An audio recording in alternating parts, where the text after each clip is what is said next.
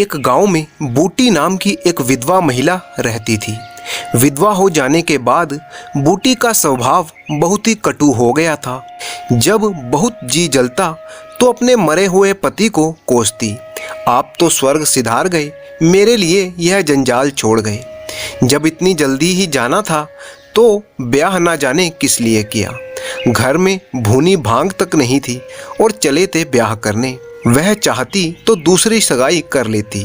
उसके खानदान में तो इसका रिवाज भी है। देखने सुनने में तो बुरी ना थी।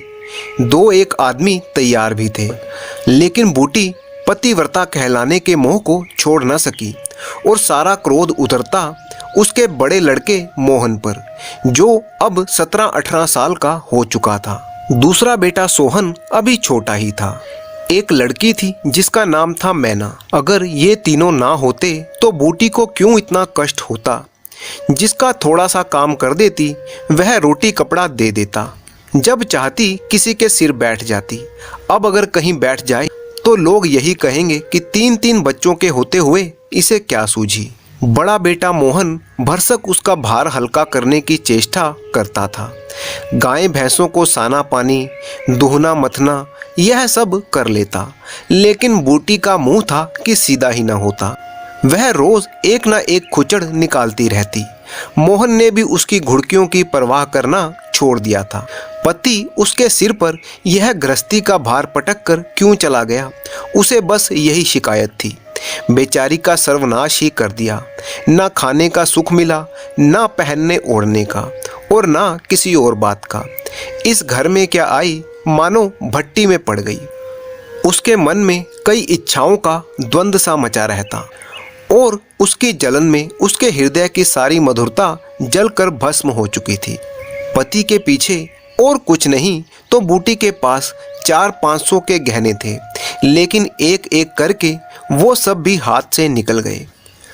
उसी मोहल्ले में, उसकी बिरादरी में और भी कितनी औरतें थी जो उम्र में उससे बड़ी थी, फिर भी वो गहनों से सजी सवरी रहती। आंखों में काजल, मांग में सिंदूर। बूटी को लगता था कि जैसे वो उसे जलाने के लिए ये सब करती थी। इसीलिए अब उनमें से कोई विधवा हो जाती तो बूटी को खुशी होने लगती और उसकी सारी जलन वह अपने लड़कों पर निकालती, विशेषकर मोहन पर। वह शायद सारे संसार की स्त्रियों को अपने ही रूप में देखना चाहती थी। शाम के समय मोहन दूध बेचकर घर आया तो बूटी ने उसे देखते ही कहा, देखती हूँ तू अब सांड बनने पर उतारू हो गया है। मोहन ने प्रश्न के भाव से देखा, कैसा सांड, बात क्या है? तू रूपा से छिप छिप कर नहीं हंसता बोलता, उस पर कहता है कि कैसा सांड? तुझे लाज नहीं आती? घर में पैसों की तंगी है और वहाँ उसके लिए पान लाए जाते हैं, कपड़े रंगाए जाते हैं। मोहन ने विद्रोह का भाव धारण किया। अगर उसने मुझसे 4 पैसे के पान मांगे तो क्या करता? कहता कि पैसे दे तब लाऊंगा। अपनी धोती रंगने को दी, उससे रंगाई मांगता। मोहल्ले में तू ही एक धन्ना सेठ है और किसी से उसने क्यों ना कहा। यह वो जाने, मैं क्या बताऊं। तुझे अब छैला बनने की सूझती है। घर में भी कभी 1 पैसे का पान लाया है? यहाँ पान किसके लिए लाता? क्या तेरे लिए? मैं ना जानता था तुम पान खाना चाहती हो। संसार में 1 रुपया ही है जो पान खाने जोग है। शौक सिंगार की भी तो कोई उम्र होती है अम्मा। बूटी जल उठी। उसे बुढ़िया कह देना उसकी सारी साधना पर पानी फेर देने जैसा था। बूटी ने कहा, अब तो मेरे लिए फटे चिथड़े पहनने के दिन हैं। जब तेरा बाप मरा तो मैं रुपया से 2-4 साल ही बड़ी थी। उस वक्त कोई घर कर लेती तो तुम लोगों का पता नहीं क्या होता। गली गली भीख मांगते फिरते तुम। लेकिन मैं कह देती हूँ, अगर तू फिर से उसके साथ बोला तो या तो तू घर में रहेगा या मैं रहूंगी। मोहन ने डरते डरते कहा, मैं उससे बात कर चुका हूँ अम्मा। कैसी बात? सगाई की। अगर रुपया मेरे घर में आई तो झाड़ू मार कर निकाल दूंगी। यह सब उसकी माँ की माया है। वह कुटनी मेरे लड़के को मुझसे छीन लेना चाहती है। मोहन ने बड़े ही व्यथित कंठ से कहा, अम्मा ईश्वर के लिए चुप रहो। मैंने तो समझा था 4 दिन में मैना अपने घर चली जाएगी और तुम अकेली पड़ जाओगी। इसीलिए उसे लाने की बात सोच रहा था। अगर तुम्हें बुरा लगता है तो जाने दो, तू आज से यहाँ आंगन में सोएगा। क्यों, तुम्हें मुझ पर संदेह है? हाँ, तो मैं यहाँ ना सोऊंगा, तो निकल जा घर से। हाँ, तेरी यही इच्छा है तो मैं निकल जाऊंगा। बहन मैना ने भोजन पकाया, परंतु मोहन ने कहा मुझे भूख नहीं है। बूटी उसे मनाने के लिए ना आई। मोहन का युवा हृदय माता के इस कठोर शासन को किसी भी तरह स्वीकार नहीं कर सकता था। वो सोच रहा था माँ का घर है तो वही ले ले, अपने लिए मैं कोई दूसरा ठिकाना ढूंढ लूंगा। रुपया ने उसके रूखे जीवन में एक बहार सी ला दी थी। जीवन में कुछ सूना सूना सा लगता था। रुपया ने जैसे वसंत ऋतु की तरह उसके मन को पुलकित कर दिया। मोहन को जीवन में एक मीठा स्वाद मिलने लगा। कोई काम करता होता पर ध्यान रुपया की ओर ही लगा रहता। वह अपनी रूपा को लेकर माँ से अलग रहेगा। इस जगह ना सही तो किसी दूसरे मोहल्ले में सही। माँ अगर मान जाए तो उसे देवी जैसी बहू मिल जाती। ना जाने वो रूपा से इतनी चिढ़ती क्यों है। वह जरा पान खा लेती है और जरा साड़ी रंगा कर पहनती, तभी उसे चूड़ियों की झनकार सुनाई दी। रुपया आ रही थी। हाँ, वही थी। रुपया उसके पास आकर बोली, सो गए क्या? घड़ी भर से तुम्हारी राह देख रही हूँ, आए क्यों नहीं? मोहन आधी नींद में था। वो एकदम से चौंक कर उठ गया। अभी तक सो रहे थे क्या? हाँ, जरा नींद आ गई थी रूपा। तुम इस वक्त यहाँ क्या करने आई हो? कहीं अम्मा ने देख लिया तो मुझे मार ही डालेगी। तुम आज आए क्यों नहीं? आज अम्मा से लड़ाई हो गई। क्या कहती थी? कहती थी रूपा से बोलेगा तो मैं प्राण दे दूंगी। तुमने पूछा नहीं कि रुपया से क्यों चिढ़ती हो? अब उनकी बात क्या कहूँ रूपा, वह किसी का भी खाना पहनना नहीं देख सकती। अब मुझे तुमसे दूर रहना पड़ेगा। ऐसी बात करोगी तो मैं तुम्हें लेकर भाग जाऊंगा। तुम मेरे पास एक बार रोज आया करो बस, और मैं कुछ नहीं चाहती। उसी समय घर का किवाड़ खड़का और रुपया भाग गई। मोहन दूसरे दिन सोकर उठा तो उसके हृदय में आनंद का सागर भरा हुआ था। वह सोहन को बराबर डांटता रहता था। सोहन आलसी था। घर के सारे काम धंधे में उसका जीना लगता था। सोहन को अपने कपड़े धोते हुए देखकर मोहन ने कहा, आज धोबी को क्यों नहीं दे आते अपने कपड़े? धोबिन पैसे मांगती है तो अम्मा से पैसे मांग लेते। अम्मा पैसे देती है भला? ये लो, मुझसे ले लो। यह कहकर उसने इकन्नी सोहन की तरफ उछाल दी। सोहन प्रसन्न हो गया। बहुत दिनों के बाद आज दोनों भाइयों में स्नेह देखने को मिला था।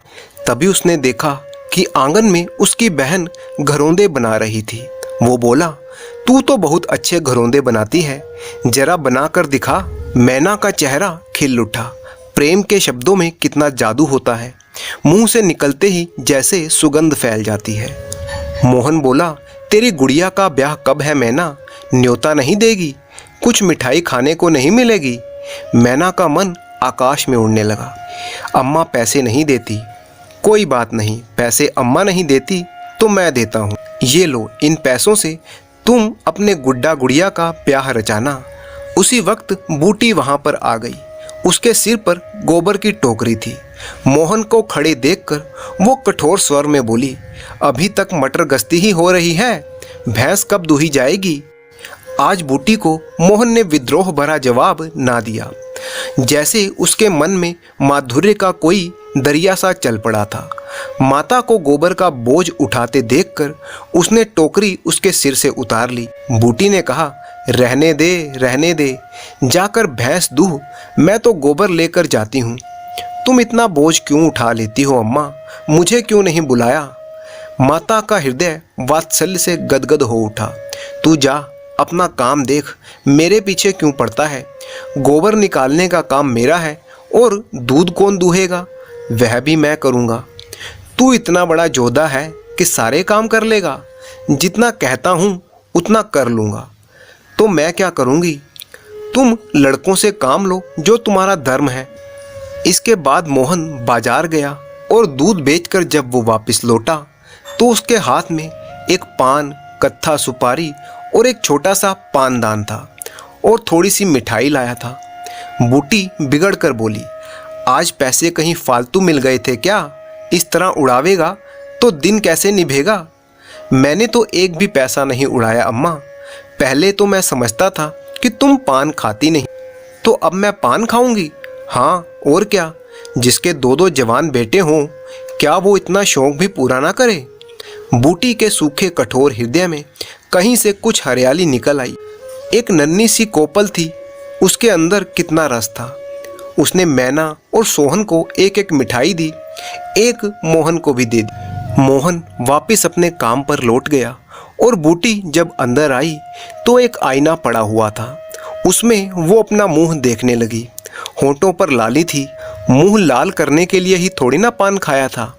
तभी उसकी पड़ोसिन धनिया वहां पर आ गई। धनिया ने आकर कहा, काकी तनिक रस्सी दे दो, मेरी रस्सी टूट गई है। कल उसे बूटी ने साफ कह दिया था कि मेरी रस्सी गांव भर के लिए नहीं है, रस्सी टूट गई है तो अपनी बनवा लो। लेकिन धनिया आज फिर से उसके पास रस्सी मांगने के लिए आ गई। आज उसने धनिया को रस्सी निकालकर बड़े ही खुश मन से दे दी और उससे पूछा, लड़के के दस्त बंद हुए कि नहीं? धनिया ने उदास मन से कहा, नहीं काकी, आज तो दिन भर दस्त आए। तुम तो जानती ही हो उसके दांत आ रहे हैं। पानी भर ले तो जरा चल कर देखूं, दांत ही है या कुछ और फसाद तो नहीं है, किसी की नज़र वज़र तो नहीं लगी। अब क्या जाने काकी, कौन जाने किसकी आंख फूटी होगी। कभी कभी माँ की नज़र भी लग जाया करती है। ये क्या कहती हो काकी, भला कोई अपने बच्चे को भी नज़र लगाएगा? यही तो तू समझती नहीं, नज़र अपने आप भी लग जाती है। धनिया पानी लेकर आई तो बूटी उसके बच्चे को देखने लगी। तू तो आजकल अकेली ही है, घर के काम में बड़ी दिक्कत होती होगी। नहीं काकी, रुपया आ जाती है, घर का कुछ काम कर देती है, नहीं तो अकेले मेरे मरने जैसी हालत हो जाए। बूटी को ये जानकर बहुत ही आश्चर्य हुआ कि रुपया उसके घर पर काम करवाने के लिए आती है। वो तो आज तक बूटी को सिर्फ एक चमक धमक वाली लड़की ही समझती थी। बूटी ने तो आज तक यही सोचा था कि रुपया एक तितली ही है। वो हैरान होकर बोली, रुपया? हाँ काकी, बेचारी बड़ी सीधी है, झाड़ू लगा देती है, चौका बर्तन कर देती है, लड़के को भी संभालती है। आज के समय में कौन किसको पूछता है काकी, उसे तो अपने मिस्सी काजल से ही छुट्टी ना मिलती होगी। यह तो अपनी अपनी रुचि है काकी। मुझे तो इस मिस्सी काजल वाली ने जितना सहारा दिया है ना, उतना तो किसी भक्तिन ने ना दिया होगा। बेचारी रात भर जागती रही, मैंने तो उसे कुछ दिया भी नहीं। हाँ, बस जब तक जीऊंगी उसका जस गाऊंगी। तू उसके गुण अभी नहीं जानती धनिया। पान के लिए पैसे कहाँ से आते हैं, किनारदार साड़ियाँ कहाँ से रंगाई जाती हैं। मैं इन बातों में नहीं पड़ती काकी। फिर शौक श्रृंगार करने का किसका जी नहीं चाहता। खाने और पहनने की यही तो उम्र है। धनिया ने बच्चे को खटोले पर ही सुला दिया। बूटी ने बच्चे के सिर पर हाथ रखा और पेट में धीरे धीरे उंगली गड़ाकर देखने लगी। बूटी भी धनिया के घर के काम में उसका हाथ बटाने लगी।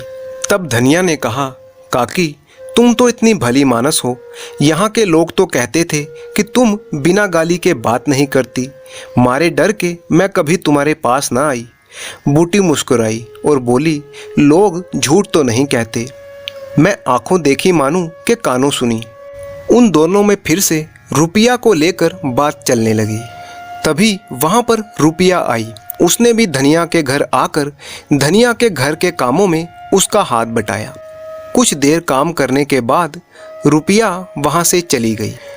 जब रुपया वहाँ से चली गई तो बूटी सोचने लगी कि अगर कोई और लड़की होती तो मुझे देखकर अपनी नाक सिकोड़ लेती और तुरंत यहाँ से चली जाती, परंतु रुपया ने ऐसा नहीं किया। आज रुपया बूटी को बड़ी ही सुंदर लगी। वो सोचने लगी, ठीक तो है, अभी शौक श्रृंगार ना करेगी तो कब करेगी। यही तो उम्र है शौक श्रृंगार करने की। और जहाँ तक पान खाने की बात है तो उसका शौक तो बूटी को खुद भी रहा है। आज बूटी का मन बहुत ही प्रसन्न हो उठा था।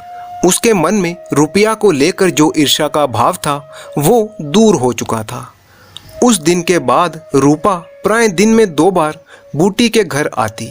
बूटी ने मोहन से आग्रह करके उसके लिए एक अच्छी सी साड़ी मंगवा दी। अगर रूपा कभी बिना काजल लगाए या बेरंग साड़ी पहने आ जाती तो बूटी कहती, बहू बेटियों को ये जोगियों वाला भेष अच्छा नहीं लगता, यह भेष तो हम जैसी बूढ़ियों के लिए है। रूपा ने एक दिन कहा, तुम बूढ़ी कहाँ से हो गई हो अम्मा, लोगों को इशारा मिल जाए तो भौरों की फौज लग जाएगी यहाँ पर। बूटी ने मीठे तिरस्कार से कहा, चल मैं तेरी माँ की सौत बन जाऊंगी। इसी तरह हंसी ठिठोली के बीच बूटी ने रस भरी आंखों से देखते हुए पूछा, अच्छा बता, मोहन से तेरा ब्याह करवा दूं? रूपा लज्जा गई, मुंह पर गुलाब की आभा दौड़ गई। आज मोहन दूध बेचकर लौटा तो बूटी ने कहा, कुछ पैसे जुटा, मैं रूपा से तेरी बातचीत कर रही हूँ।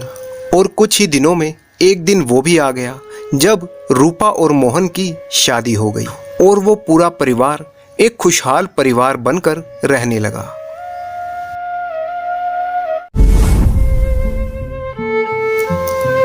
बेनी माधव सिंह गौरीपुर गांव के जमींदार थे। उनके पिता किसी समय बड़े ही धन्य धान्य से संपन्न व्यक्ति थे। गांव का पक्का तालाब और मंदिर उन्होंने ही बनवाया था, जिसकी अब मुरम्मत होनी भी मुश्किल थी। कहते हैं किसी समय में उनके दरवाजे पर हाथी झूमता था। अब उसकी जगह एक बूढ़ी भैंस थी, जिसका शरीर बहुत कमजोर था परंतु दूध बहुत देती थी, क्योंकि एक ना एक आदमी हर समय हांडी लेकर उसके सिर पर सवार रहता था। बेनी माधव के दो बेटे थे। बड़े बेटे का नाम श्रीकंठ था। वो काफी पढ़ा लिखा था और इलाहाबाद में एक दफ्तर में नौकरी करता था। छोटा लड़का लाल बिहारी दोहरे बदन का सजीला जवान था, भरा हुआ मुखड़ा, चौड़ी छाती, जबकि श्रीकंठ की दशा बिल्कुल अलग ही थी। श्रीकंठ को आयुर्वेदिक औषधियों का बहुत ही ज्ञान था। गांव में उनका बड़ा सम्मान था। श्रीकंठ संयुक्त परिवार में बहुत विश्वास रखते थे। एक ऐसा परिवार जिसमें चाचा, ताऊ आदि सब मिलकर रहते थे। उन्हें लगता था कि आजकल की स्त्रियों को संयुक्त परिवार में रहने में अरुचि है, वो ठीक नहीं है। इसीलिए गांव की कई औरतें उनकी निंदा करती थीं। स्वयं उनकी पत्नी भी इस बात पर उनकी विरोधी थी। उनकी पत्नी आनंदी एक बहुत ही उच्च कुल की लड़की थी। उसके पिता भूप सिंह एक छोटी सी रियायत के तालुकेदार थे। विशाल भवन, हाथी, घोड़े, 3 कुत्ते, जो भी प्रतिष्ठा योग्य पदार्थ थे वो सब उनके पास थे।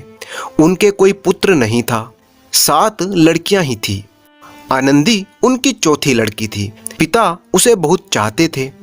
उन्हें लड़की के ब्याह की बहुत चिंता रहती थी। एक दिन श्रीकंठ उनसे चंदे का रुपया मांगने आया। शायद नगरी प्रचार का चंदा था। भूप सिंह उसके स्वभाव पर रीझ गए और धूमधाम से नीलकंठ और आनंदी का ब्याह करवा दिया। आनंदी अपने नए घर में आई तो यहाँ का रंग ढंग कुछ और ही देखा। जिस टिमटाम की उसे बचपन से आदत पड़ी थी वह यहाँ पर नाम मात्र भी नहीं था। हाथी घोड़ों का तो क्या ही कहना, कोई सजी सुंदर बहली तक ना थी। रेशमी स्लीपर साथ लाई थी, पर यहाँ बाग कहाँ, ना जमीन पर फर्श, ना दीवार पर तस्वीरें। एक सीधा साधा देहाती गृहस्थी का मकान था। किंतु आनंदी ने थोड़े ही दिनों में अपने को इस नई व्यवस्था के अनुकूल बना लिया, मानो उसने विलास के सामान को कभी देखा ही ना था। एक दिन दोपहर के समय उसका देवर लाल बिहारी सिंह 2 चिड़ियां लेकर आया और अपनी भाभी से बोला, जल्दी से इन्हें पका दो, मुझे भूख लगी है। आनंदी भोजन बनाकर उसकी राह देख रही थी। अब वह नया व्यंजन बनाने बैठी। हांडी में देखा तो घी पाव भर से अधिक ना था। बड़े घर की बेटी किफायत क्या जाने, उसने सब घी मांस में डाल दिया। लाल बिहारी खाने बैठा तो दाल में घी ना था। बोला, दाल में घी क्यों नहीं छोड़ा? आनंदी ने कहा, घी सब मांस में पड़ गया। लाल बिहारी जोर से बोला, अभी परसों ही घी आया था, इतना जल्दी उठ गया? आनंदी ने उत्तर दिया, आज तो कुल पाव भर ही रहा होगा, वह सब मैंने मांस में डाल दिया। जिस तरह सूखी लकड़ी जल्दी से जल उठती है, उसी तरह भूख से बावला मनुष्य जरा जरा सी बात पर तिनक जाता है। सो लाल बिहारी को अपनी भाभी की बात बुरी मालूम हुई। वो तिनक कर बोला, मेके में तो चाहे घी की नदी बहती हो, स्त्री गाली सह लेती है, मार भी सह लेती है, पर मेके की निंदा उनसे सही नहीं जाती। आनंदी मुंह फेर कर बोली, हाथी मरा भी तो 9 लाख का, वहां इतना घी नित्य नाई कहार खा जाते थे। लाल बिहारी जल गया, थाली पटक दी और बोला, जी चाहता है जीभ पकड़कर खींच लूं। आनंदी को भी क्रोध आया, मुंह लाल हो गया। बोली, वह होते तो आज इसका मजा चखाते। अब वह अपड़ उज्जड़ लाल बिहारी से रहा ना गया। उसकी स्त्री एक साधारण जमींदार की बेटी थी। वह जब जी चाहता उस पर हाथ साफ कर लिया करता। उसने खड़ाऊं उठाई और आनंदी की ओर जोर से फेंकी और बोला, जिसके गुमान पर भूली हुई है उसे भी देख लूंगा और तुम्हें भी। आनंदी ने हाथ से खड़ाऊं रोकी, सिर बच गया, पर उंगली में बड़ी चोट आई। क्रोध के मारे हवा से हिलते पत्ते की तरह कांपती हुई वह अपने कमरे में आ गई। स्त्री का बल और साहस, मान मर्यादा पति तक है। आनंदी खून का घूंट पीकर रह गई। आनंदी के पति श्रीकंठ शनिवार को आया करते थे। बृहस्पतिवार को ये घटना हुई थी। 2 दिन तक आनंदी कोप भवन में रही, ना कुछ खाया ना पिया, उनकी बाट देखती रही। अंत में शनिवार को संध्या के समय श्रीकंठ अपने घर आया। वह घर के बाहर बैठकर गांव वालों से कुछ इधर उधर की बातें करने लगा। यह वार्तालाप बहुत देर तक चलता रहा। रात के 10 बज गए। किसी को भी खाने पीने की सुध न थी। श्रीकंठ को पिंड छुड़ाना मुश्किल हो गया। ये 2-3 घंटे आनंदी ने बड़े ही कष्ट से काटे। किसी तरह भोजन का समय आया। पंचायत उठी। एकांत हुआ तो लाल बिहारी ने कहा, भैया आप जरा भाभी को समझा दीजिए कि मुंह संभाल कर बातचीत किया करे, नहीं तो एक दिन अनर्थ हो जाएगा। उनके पिता ने छोटे बेटे की तरफदारी करते हुए कहा, हाँ, बहू बेटियों का ये स्वभाव अच्छा नहीं है, मर्दों के मुंह ना लगे तो ठीक है। लाल बिहारी ने कहा, वह बड़े घर की बेटी है तो हम भी किसी कुर्मी कहार के नहीं हैं। श्रीकंठ ने चिंतित स्वर में पूछा, आखिर बात क्या हुई? लाल बिहारी ने कहा, कुछ भी नहीं, यूं ही आप में उलझ पड़ी। मेके के सामने हम लोगों को कुछ समझती ही नहीं। श्रीकंठ खा पीकर आनंदी के पास आए। वह भरी बैठी थी। आनंदी ने पूछा, चित्त तो प्रसन्न है ना आपका? श्रीकंठ बोले, बहुत प्रसन्न है, पर तुमने आजकल घर में यह क्या उपद्रव मचा रखा है? आनंदी की त्योरियों में बल पड़ गई। झुंझुलाहट के मारे बदन में ज्वाला सी दहक उठी। बोली, जिसने तुमसे यह आग लगाई है उसे जाकर पूछो। श्रीकंठ ने कहा, इतनी गर्म क्यों होती हो? बात तो कहो। क्या कहूँ, यह मेरे भाग्य का फेर है, नहीं तो गवार छोकरा जिसकी चपरासी की नौकरी करने की भी हैसियत नहीं है, मुझे खड़ाऊं से मारकर यूं ना करता। सब हाल साफ साफ कहो तो मुझे मालूम हो, मुझे तो कुछ पता ही नहीं। परसों तुम्हारे लाडले भाई ने मुझसे मांस पकाने के लिए कहा। हांडी में घी पाव भर से अधिक ना था। वह सब मैंने मांस में डाल दिया। जब खाने बैठा तो कहने लगा, दाल में घी क्यों नहीं है? बस इसी बात पर मेरे मेके को बुरा भला कहने लगा। मुझसे रहा ना गया।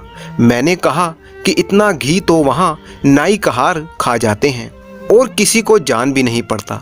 बस इतनी सी बात पर अन्यायी ने मुझ पर खड़ाऊं फेंक कर मारी। यदि हाथ से ना रोक लेती तो सिर फट जाता। उसी से पूछो, मैंने जो कहा है वह सच है या झूठ? श्रीकंठ की आंखें लाल हो गई। बोले, यहाँ तो हद हो गई, इस छोकरे का ये साहस। आनंदी स्त्रियों के स्वभाव के अनुसार रोने लगी, क्योंकि आंसू तो उनकी पलकों पर रहते हैं। श्रीकंठ बड़े ही धैर्यवान और शांति पुरुष थे। उन्हें कभी कभार ही गुस्सा आता था। स्त्रियों के आंसू पुरुषों की क्रोधाग्नि को भड़का देते हैं। रात भर वो करवटें लेता रहा और सुबह उठते ही अपने बाप के पास जाकर बोला, दादा, अब इस घर में मेरा निर्वाह ना होगा। इस तरह की बातें सुनकर श्रीकंठ के पिता का दिल धक धक करने लगा। वे बोले, क्यों? इसीलिए कि मुझे अपनी मान प्रतिष्ठा का कुछ विचार है। आपके घर में अब अन्याय और हठ का प्रकोप हो रहा है। जिनको बड़ों का आदर सम्मान करना चाहिए वे उनके सिर पर चढ़ते जा रहे हैं। मैं दूसरों का नौकर ठहरा घर पर नहीं रहता। यहाँ पीछे से मेरी स्त्री पर खड़ाऊं और जूतों की बौछार हो रही है।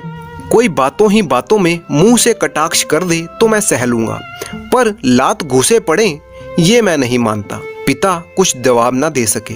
श्रीकंठ सदैव उनका आदर करते थे। श्रीकंठ के ऐसे तेवर देखकर पिता अवाक रह गए। केवल इतना ही बोले, बेटा तुम बुद्धिमान होकर ऐसी बातें करते हो। स्त्रियां इस तरह घरों का नाश कर देती हैं, उनको सिर पर चढ़ाना अच्छा नहीं है। श्रीकंठ ने कहा, इतना तो मैं जानता हूँ, आपके आशीर्वाद से मूर्ख नहीं हूँ। आप स्वयं भी जानते हैं कि मेरे समझाने बुझाने से इस गांव में कई घर संभल गए हैं, पर स्त्री का मान और प्रतिष्ठा ईश्वर के दरबार में भी होती है। उसके साथ अन्याय और पशुत्व का व्यवहार मैं सह नहीं सकता। अब उसके पिता भी गर्मा गए, ऐसी बातें और ना सुन सके। बोले, लाल बिहारी तुम्हारा भाई है, उससे कभी भूल चूक हो गई तो उसके कान पकड़ लो। श्रीकंठ ने कहा, लाल बिहारी को मैं अब अपना भाई नहीं समझता। स्त्री के पीछे? जी नहीं, उसकी क्रूरता और अविवेक के कारण। दोनों कुछ देर तक चुप रहे। ठाकुर साहब लड़के का क्रोध शांत करना चाहते थे, लेकिन यह स्वीकार नहीं था कि लाल बिहारी ने कोई अनुचित काम किया है। इसी बीच में गांव के कई और सज्जन किसी न किसी बहाने से वहां पर आ बैठे। कई स्त्रियों ने जब सुना कि श्रीकंठ अपनी पत्नी के पीछे पिता से लड़ रहा है तो उन्हें बड़ा हर्ष हुआ। दोनों पक्षों की मधुर वाणियां सुनने के लिए उनकी आत्माएं तिलमिलाने लगी। गांव में कुछ लोग ऐसे कुटिल भी होते हैं जो इस तरह के दृश्य का आनंद लेना चाहते हैं। वे कहा करते थे, श्रीकंठ अपने बाप से दबता है इसीलिए वह दब्बू है, उसने विद्या पढ़ी इसीलिए वह किताबों का कीड़ा है। बेनी माधव सिंह उसकी सलाह के बिना कोई काम न करते थे, यह उनकी मूर्खता है। इतने लोगों की भीड़ जमा देखकर पिता ने अपने आप को शांत करते हुए कहा, बेटा मैं तुमसे बाहर नहीं हूँ, तुम्हारा जो जी चाहे वो करो। अब तो लड़के से अपराध हो गया, लेकिन श्रीकंठ किसी भी तरह के समझौते के पक्ष में नहीं था। पिता ने एक बार फिर से कहा, बेटा बुद्धिमान लोग मूर्खों की बात पर ध्यान नहीं देते। वो तो नासमझ है, उससे जो कुछ भूल हुई है तुम उसको क्षमा कर दो। श्रीकंठ ने कहा, उसकी इस दुष्टता को मैं कदापि नहीं सह सकता। या तो वो घर में रहेगा या मैं। आपको यदि वह प्यारा है तो मुझे विदा कर दीजिए, मैं अपना भार संभाल लूंगा। यदि मुझे रखना चाहते हो तो उससे कहिए कि वो यहाँ से चला जाए। बस यही मेरा अंतिम निर्णय है। छोटा भाई लाल बिहारी सिंह दरवाजे की चौखट पर चुपचाप खड़ा अपने भाई की बातें सुन रहा था। वह उनका बहुत आदर करता था। उसका कभी इतना साहस न हुआ था कि श्रीकंठ के सामने वो चारपाई पर बैठ जाए। अपने पिता का भी वो इतना मान ना करता था। श्रीकंठ का भी उस पर बहुत ही हार्दिक स्नेह था। अपने होश में उन्होंने कभी उसे डांटा तक नहीं था। जब भी वह इलाहाबाद से आते तो कोई ना कोई वस्तु उसके लिए अवश्य लाते। मुदगर की जोड़ी उन्होंने ही बनवा कर दी थी। ऐसे भाई के मुंह से ऐसी हृदय विदारक बातें सुनकर लाल बिहारी को बड़ी ही ग्लानि हुई। वह पश्चाताप की आग में जलने लगा और फूट फूट कर रोने लगा। इसमें कोई संदेह नहीं था कि उसे अब बहुत ही पछतावा हो रहा था। भाई के आने से एक दिन पहले ही उसकी छाती धक धक कर रही थी। वो सोच रहा था कि देखूं भैया क्या कहते हैं, मैं उनके सन्मुख कैसे जाऊंगा, उनसे कैसे बोलूंगा, मेरी आंखें उनके सामने कैसे उठेंगी। उसने समझा था कि भैया मुझे बुलाकर समझा देंगे। इस आशा के विपरीत आज उसने उन्हें निर्दयता की मूर्ति बने हुए देखा। वह मूर्ख था, परंतु उसका मानना था कि भैया मेरे साथ अन्याय कर रहे हैं। यदि श्रीकंठ उसे अकेले में बुलाकर दो चार बातें कह देते, इतना ही नहीं दो चार तमाचे भी लगा देते, तो कदाचित उसे दुख ना होता। पर भाई का ये कहना कि अब मैं उसकी सूरत नहीं देखना चाहता, लाल बिहारी से सहा ना गया। वह रोता हुआ घर आया। कोठरी में जाकर अपने कपड़े पहने, आंखें पोंछी, जिससे कोई ये ना समझ सके कि वो रो रहा था। तब वो आनंदी के द्वार पर आके बोला, भाभी भैया ने निश्चय किया है कि वो मेरे साथ इस घर में ना रहेंगे। अब वह मेरा मुंह भी देखना नहीं चाहते, इसीलिए अब मैं जाता हूँ। उन्हें फिर मुंह ना दिखाऊंगा। मुझसे जो कुछ अपराध हुआ है उसे क्षमा कर देना। ये कहते कहते लाल बिहारी का गला भर आया। जिस समय लाल बिहारी सिंह सिर झुकाए आनंदी के द्वार पर खड़ा था, उसी समय श्रीकंठ सिंह भी आंखें लाल किए बाहर से आए। भाई को खड़ा देखा तो घृणा से आंखें फेर ली और कतरा कर निकल गए, मानो उसकी परछाई से भी दूर भागते हों। आनंदी ने लाल बिहारी की शिकायत तो की थी, लेकिन अब वो मन ही मन पछता रही थी। आखिर स्वभाव से तो वो दयावती ही थी। उसे इतना तनिक भी ध्यान न था कि बात इतनी बढ़ जाएगी। वह मन में अपने पति पर झुंझला रही थी कि यह इतने गर्म क्यों होते हैं। उस पर यह भय भी लगा हुआ था कि कहीं मुझसे इलाहाबाद चलने को ना कह दें तो कैसे क्या करूंगी। इसी बीच जब उसने लाल बिहारी को दरवाजे पर खड़े यह कहते सुना कि अब मैं जाता हूँ, मुझसे कोई अपराध हुआ हो तो क्षमा करना, तो उसका रहा सहा क्रोध भी पानी हो गया। वह रोने लगी। मन का मैल धोने के लिए नयन जल ही सबसे उपयुक्त वस्तु है। श्रीकंठ को देखकर आनंदी ने कहा, लाला बाहर खड़े बहुत रो रहे हैं, तो मैं क्या करूं? भीतर बुला लो, मेरी जीभ में आग लगे। मैंने कहाँ ये सब झगड़ा उठाया। मैं ना बुलाऊंगा, पछताओगे। उन्हें बहुत गलानी हो गई है, ऐसा ना हो कहीं चल दे। परंतु श्रीकंठ ना उठा। इतने में लाल बिहारी ने फिर कहा, भाभी, भैया से मेरा प्रणाम कह दो। वह मेरा मुंह देखना नहीं चाहते, इसीलिए मैं भी उन्हें अपना मुंह ना दिखाऊंगा। इतना कहकर लाल बिहारी वहां से चल पड़ा और शीघ्रता से दरवाजे की तरफ बढ़ने लगा।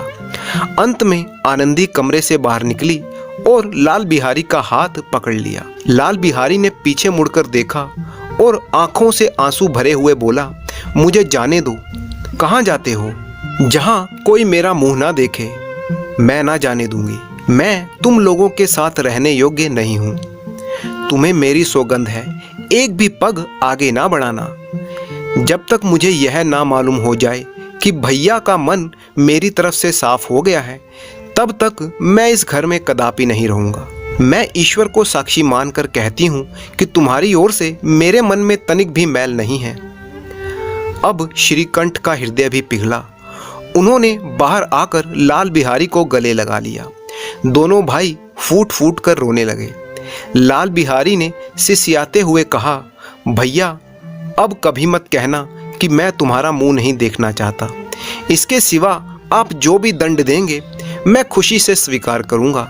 श्रीकंठ ने कांपते हुए स्वर में कहा, लल्लू, इन बातों को बिल्कुल भूल जाओ। ईश्वर चाहेगा तो फिर ऐसा अवसर ना आएगा। बेनी माधव सिंह बाहर से आ रहे थे। दोनों भाइयों को गले मिलते देखकर आनंद से पुलकित हो गए और बोल उठे, बड़े घर की बेटियां ऐसी ही होती हैं, बिगड़ता हुआ काम बना लेती हैं। गांव में जिसने भी यह वृतांत सुना, उसी ने इन शब्दों में आनंदी की उदारता को सराहा कि बड़े घर की बेटियां ऐसी ही होती हैं। बहुत पुरानी बात है। एक गांव में अलगू चौधरी और जुम्मन नाम के दो मित्र रहते थे। दोनों में गाढ़ी मित्रता थी। दोनों सांझे में खेती करते थे। कुछ लेन देन भी साझा था। जुम्मन जब कहीं बाहर जाता तो अपना घर अलगू को सौंप देता और अलगू कहीं जाता तो जुम्मन पर अपना घर छोड़ देता। उनमें ना कोई खान पान का व्यवहार था और ना ही धर्म का कोई नाता, केवल विचार मिलते थे। मित्रता का मूल मंत्र भी तो यही है। इस मित्रता का जन्म उस समय हुआ था जब दोनों मित्र बालक थे और जुम्मन के पिता उन्हें शिक्षा प्रदान करते थे। अलगू ने गुरु की खूब सेवा की थी। बस तभी से उन दोनों की मित्रता हो गई, जो आज तक चली आ रही थी। जुम्मन की एक बूढ़ी मौसी थी। उसके पास कुछ थोड़ी बहुत जमीन थी। उसके निकट संबंधियों में कोई ना था। जुम्मन ने लंबे चौड़े वादे करके वो जमीन अपने नाम पर लिखवा ली। जब तक जमीन जुम्मन के कब्जे में ना आई, तब तक मौसी का खूब आदर सत्कार किया गया। खूब स्वादिष्ट व्यंजन खिलाए गए। हलवे पूरी की वर्षा सी होने लगी। पर जमीन पर कब्जा मिलते ही ये सब खातिरदारियां छूमंतर हो गई। जुम्मन की पत्नी रोटियों के साथ कड़वी बातों का सालन भी देने लगी। जुम्मन भी बिल्कुल निष्ठुर हो गया। अब बेचारी मौसी को रोज ही कड़वी बातें सुननी पड़ती थी।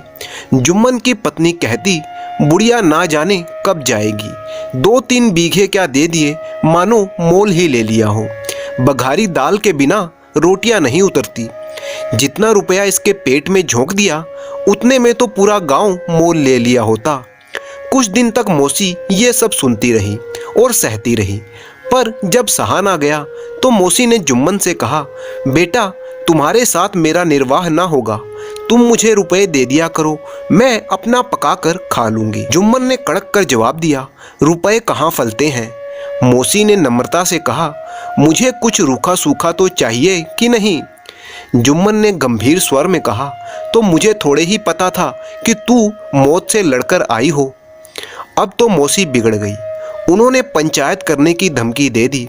जुम्मन ऐसे हंसा मानो जिस तरह कोई शिकारी हिरन को जाल की तरफ जाते हुए देखकर मन ही मन में हंसता है। वो बोला, हाँ जरूर पंचायत करो, फैसला हो जाने दो, मुझे भी ये दिन रात की खटखट पसंद नहीं है। पंचायत में जीत किसकी होगी इस बात पर जुम्मन को बिल्कुल भी संदेह नहीं था। आसपास के गांव में ऐसा कौन था जो जुम्मन के अनुग्रहों का ऋणी ना हो। ऐसा कौन था जो उसको शत्रु बनाने का साहस कर सके। आसमान से फरिश्ते तो पंचायत करने नहीं आएंगे। इसके बाद कई दिन तक बूढ़ी मौसी आसपास के गांव में दौड़ती रही। कमर झुककर कमान हो गई, एक एक पग चलना मुश्किल था। बिरला ही कोई भला आदमी होगा जिसके सामने बुढ़िया ने दुख के आंसू ना बहाए। किसी ने यूं ही उसे टाल दिया तो किसी ने इस अन्याय पर जमाने भर को गालियां दी। किसी ने कहा, अब तुम्हारे पांव कब्र में लटके हैं, अब तुम्हें क्या चाहिए, रोटी खाओ और अल्लाह का नाम लो। चारों ओर घूम घाम के बेचारी बुढ़िया अलगू चौधरी के पास आई और बोली, बेटा तुम भी दम भर कर मेरी पंचायत में चले आना। अलगू चौधरी ने कहा, बुलाकर क्या करोगी, गांव के आदमी तो वहां आवेंगे ही। इतनी विपदा तो मैं सबको रोवाई, अब आना या ना आना उन सब पर निर्भर है। यूं आने को तो मैं आ जाऊंगा, मगर पंचायत में मुंह ना खोलूंगा। क्यों बेटा, अब इसका क्या जवाब दूं। जुम्मन मेरा पुराना मित्र है, उससे बिगाड़ कर नहीं रख सकता। बिगड़ने के डर से ईमान की बात ना कहोगे। अलगू चौधरी के पास इस सवाल का कोई उत्तर ना था। उसके हृदय में ये शब्द गूंज रहे थे कि क्या बिगड़ने के डर से ईमान की बात ना कहोगे। संध्या के समय पंचायत बैठ गई। जुम्मन पहले से ही वहां पर था और अलगू चौधरी से कुछ दूरी पर वो बैठा था। वहां भारी भीड़ जमा थी। अधिकांश लोग सिर्फ दर्शक बनकर आए थे। चारों तरफ कोलाहल मच रहा था। 5 लोग बैठ गए तो बूढ़ी मौसी ने विनती की, पंचो आज 3 साल हो गए, मैंने सारी जायदाद अपने भांजे जुम्मन के नाम लिख दी थी। इसने मुझे रोटी और कपड़ा देने का वादा किया था, परंतु अब ना तो मुझे पेट भर रोटी मिलती है और ना तन पर कपड़ा। मैं बेबस बेवा हूँ, आप लोग ही मेरा इंसाफ कीजिए। मैं पंचों का हुक्म सर माथे पर रखूंगी। उन्हीं में से एक रामधन बोला, जुम्मन किसे पंच चुनते हो, अभी से इसका निपटारा कर लो, फिर जो कुछ पंच कहेंगे वही मानना पड़ेगा। जुम्मन को उन सभी सदस्यों में वही सब लोग दिख रहे थे जिनसे किसी ना किसी कारण से उसका मन मुटाव था। जुम्मन बोला, पंचों का हुक्म सर आंखों पर लूंगा। मौसी जिसे चाहो उसे पंच चुन लो, मुझे कोई एतराज नहीं है। मौसी जुम्मन की परेशानी समझ गई। वो बोली, बेटा पंच ना किसी का दोस्त होता है और ना ही किसी का दुश्मन। तुम्हारा किसी पर विश्वास हो या ना हो, पर अलगू चौधरी को तो मानते हो, लो मैं उन्हीं को सरपंच चुनती हूँ। जुम्मन तो आनंद से फूल गया, परंतु अपने भावों को छिपाता हुआ बोला, अलगू तो सही है, मेरे लिए तो सब एक से ही है। परंतु अलगू चौधरी इस झमेले में फंसना नहीं चाहता था। वो कन्नी काटते हुए बोला, मौसी तुम तो जानती हो कि मेरी जुम्मन से गाढ़ी दोस्ती है। मौसी ने गंभीर स्वर में कहा, बेटा दोस्ती के लिए कोई अपना ईमान थोड़े ही ना बेचता है। पंचों के दिल में खुदा बसता है। पंचों के मुंह से निकली हुई बात ईश्वर के मुंह से निकली हुई बात है। पंचायत की कार्रवाई शुरू हुई। अलगू चौधरी बोले, जुम्मन हम और तुम पुराने दोस्त हैं, मगर इस समय तुम और बूढ़ी मौसी दोनों ही हमारी निगाह में बराबर हो। तुमको जो कहना है वो कहो। जुम्मन को पूरा विश्वास था कि बाजी अब उसके हाथ में है। उसने कहा, पंचो 3 साल हुए मैंने मौसी की जमीन ली, उसे रोटी कपड़ा देता रहा और सेवा भी की, मगर जब औरतों के बीच में जरा अनबन हो रही है तो उसमें मैं क्या कर सकता हूँ। अब मौसी मुझसे महीने का खर्चा मांगती है, जबकि पहले महीने खर्च का कोई जिक्र नहीं था, वरना मैं भूल कर भी इस झमेले में ना पड़ता। मौसी की जमीन जितनी है उसमें मुनाफा नहीं होता। बस मुझे यही कहना है। अलगू चौधरी तो पूरा कानूनी आदमी था। उसने जुम्मन से प्रश्न पूछना शुरू किए। एक एक करके प्रश्न जुम्मन के दिल पर हथौड़े की तरह पड़ रहे थे। बाकी के पंच अलगू चौधरी के इस व्यवहार पर मुग्ध हो गए। जुम्मन चकित था कि अलगू को ये क्या हो गया है, ये क्यों मेरी जड़ें खोदने पर तुला है। अचानक ही इसे क्या हो गया, क्या इतने दिनों की दोस्ती कुछ काम नहीं आवेगी।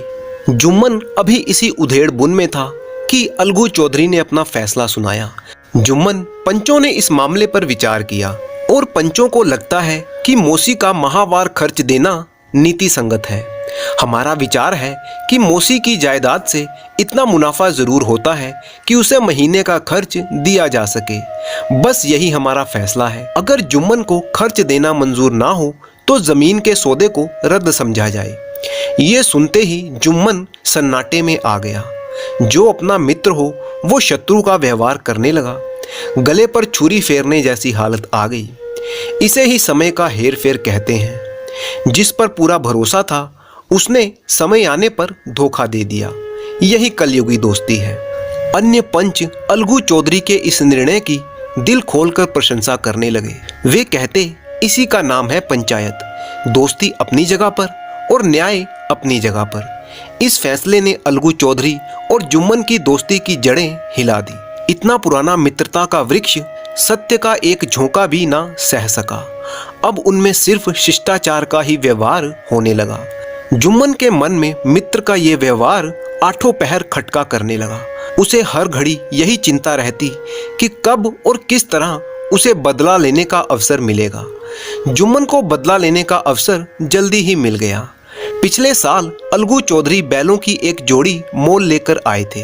बड़े ही सुंदर और बड़े बड़े सींगों वाले बैल थे। जुम्मन की पंचायत के 1 महीने बाद ही जोड़ी में से एक बैल मर गया। इस पर जुम्मन ने अपने दोस्तों से कहा, यह दगाबाजी की सजा है। जबकि अलगू चौधरी को संदेह था कि जुम्मन ने बैल को विष दिलवा दिया है। अब चौधरी की पत्नी और जुम्मन की पत्नी में इस बात को लेकर खूब झगड़ा होने लगा। जुम्मन ने किसी तरह शांति स्थापित की और दोनों ने अपनी अपनी पत्नियों को डांट कर घर वापस भेज दिया। अलगू चौधरी ने सोचा, अकेला बैल किस काम का। उसका जोड़ा बहुत ढूंढा पर ना मिला। फिर ये फैसला लिया गया कि इसे बेच देना चाहिए। गांव में एक समझू साहू था। एक बैल वाली इक्का गाड़ी हाँकता गांव में गुड़ और घी लाद कर मंडी ले आते और मंडी से तेल नमक भर कर ले जाते और गांव में बेच देते। समझू साहू को अलगू का बैल बहुत ही भा गया। उसने सोचा, ये बैल हाथ लगे तो दिन भर में बेखटके 3 चक्कर लग जाएंगे। बैल देखा, गाड़ी में दौड़ाया, मोल तोल किया और उसे लाकर अपने द्वार पर बांध दिया। 1 महीने में दाम चुकाने का वादा भी कर दिया। चौधरी को भी गरज थी तो उसने घाटे की परवाह ना की। समझू साहू ने नया बैल पाया तो उसे रगड़ने लगा। वह दिन में 3-3 4-4 खेपे करने लगा। ना बैल के चारे की फिक्र और ना उसके पानी की, बस अपनी खेपों से ही उसको मतलब रहता। मंडी ले गए तो वहां कुछ सूखा भूसा उसके आगे डाल दिया। बेचारा जानवर अभी दम भी ना ले पाया था कि फिर से जोत दिया। वो बैल सोचता था, अलगू चौधरी के घर पर थे तो चैन की बंसी बजती थी। कभी कभार जोते जाते थे, साफ पानी भूसे के साथ खल भी मिलती थी। शाम सवेरे एक आदमी खरहरे करता, पोंछता और सहलाता था। अब वो सुख चैन कहाँ था। कुछ ही दिनों में बैल की हड्डियां निकल आई। एक दिन साहू जी ने दुगना बोझ उस पर लाद दिया। दिन भर के थके हुए जानवर को साहू जी कोड़े से फटकारने लगे। फिर क्या था, बैल चल पड़ा। साहू जी को पहुंचने की जल्दी थी, इसीलिए निर्दयता से कोड़े फटकारने लगे। परंतु इस बार बैल की शक्ति जवाब दे गई। वो धरती पर गिर गया और ऐसा गिरा कि फिर से ना उठा। साहू जी ने उसे बहुत पीटा, टांग खींची, नथनों में लकड़ी ठूस दी, पर कहीं मुर्दा भी उठते हैं भला। साहू जी खूब चिल्लाए, पर दूर दूर तक कोई नजर ना आया। आसपास कोई गांव भी नहीं था। लगे बैल को कोसने, तुझे मरना ही था तो घर पहुंचकर मरता, ससुरा बीच रास्ते में ही मर गया। अब गाड़ी कौन खींचे, बीच रास्ते में छोड़कर जा भी नहीं सकते। कमर में 250 रुपये बंधे थे और गाड़ी में माल लदा था, सो उन्होंने रात वहीं पर बिताने का निर्णय किया। वो गाड़ी पर ही सो गए। सुबह उनकी नींद टूटी तो देखा रुपयों की थैली गायब थी और तेल के कई कनस्तर भी नदारद थे। वो सिर पीटने लगे और पछाड़ खाकर गिरने लगे। साहू जी रोते बिलखते हुए घर पहुंचे, अपनी पत्नी को पूरी बात बताई।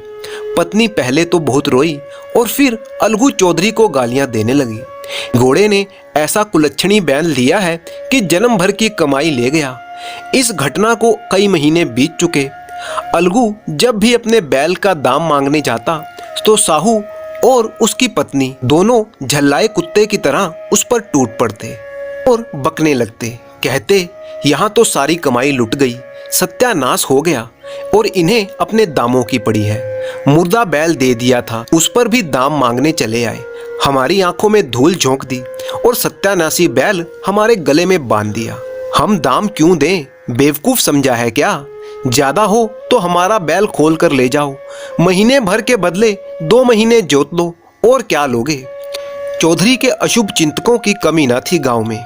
ऐसे मौके पर वे भी इकट्ठा हो जाते और साहू जी की हाँ में हाँ मिलाने लगते, परंतु चौधरी जी 150 रुपये हाथ से ना जाने दे सकते थे। एक दिन वो भी गर्म हो गए, बात हाथापाई तक पहुंच गई। शोरगुल सुनकर गांव के किसी भले मानस ने परामर्श दिया कि ऐसे काम ना चलेगा, पंचायत कर लो, जो कुछ तय होगा उसे स्वीकार कर लेना। साहू जी राजी हो गए। अलगू चौधरी ने भी हामी भर दी। पंचायत की तैयारियां शुरू होने लगी। दोनों पक्षों ने अपने अपने दल बनाने शुरू कर दिए।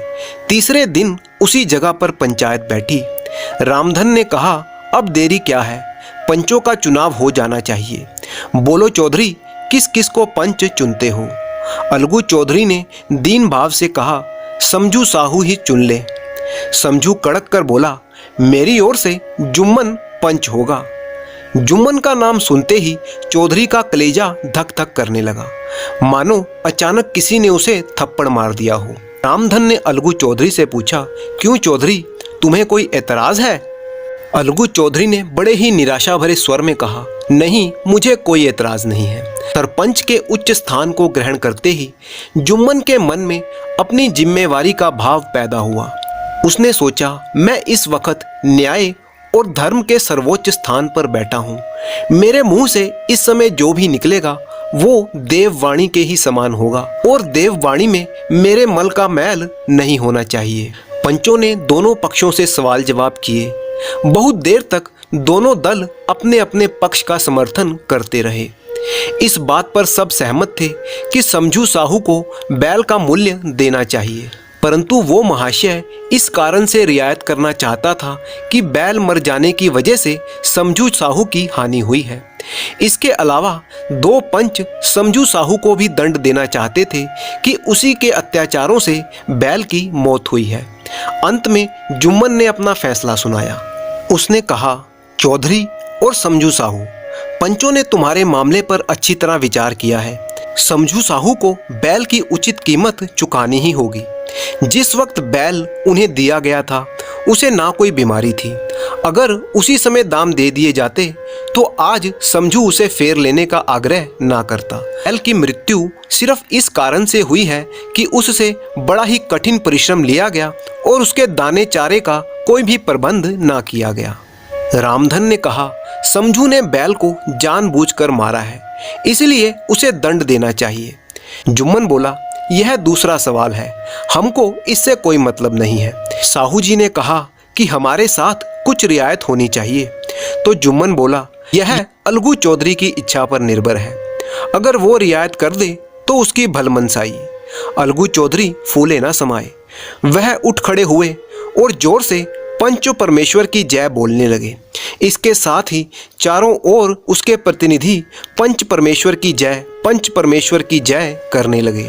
वो बोले, यह मनुष्य का काम नहीं है, पंच में परमेश्वर वास करते हैं, यही उनकी महिमा है।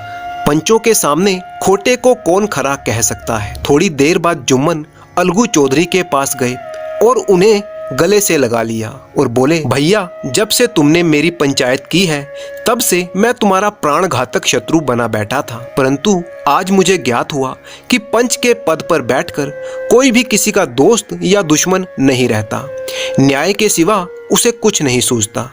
आज मुझे विश्वास हो गया कि पंच की जुबान में खुदा का वास होता है। अलगू रोने लगा। इस पानी से दोनों के दिलों का मैल धुल गया। मित्रता की मुरझाई हुई लता फिर से हरी हो गई। दोनों पुराने मित्र फिर से एकजुट हो गए। जीवन दास नाम का एक गरीब मदारी अपने बंदर मन्नू को नचाकर अपनी जीविका चलाया करता था। वह और उसकी पत्नी बुधिया दोनों मन्नू को बहुत ही प्यार करते थे। उनके कोई संतान न थी। मन्नू ही उनके स्नेह और प्रेम का पात्र था। दोनों अपने साथ उसे खिलाते और अपने साथ ही सुलाते थे। उनकी दृष्टि में मन्नू से अधिक कोई भी प्रिय वस्तु ना थी। जीवनदास उसके लिए एक गेंद लेकर आया। मन्नू आंगन में ही गेंद से खेलता रहता।